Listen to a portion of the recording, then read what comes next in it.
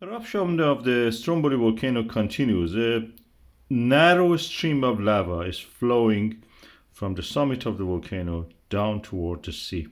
As you can see, it breaks down easily, so it's not very, runny like what we see in the Hawaii or Iceland.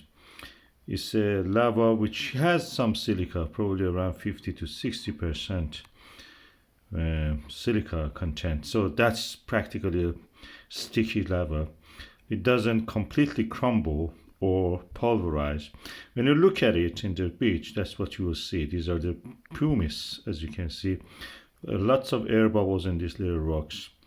And these are volcanic lapilli, as we call them. Thermal signature of this volcano is also nicely visible. As you can see, a stream of lava flowing out like a tongue of the, hot dragon, something like that. And yeah, again, thermal signature, very clearly visible.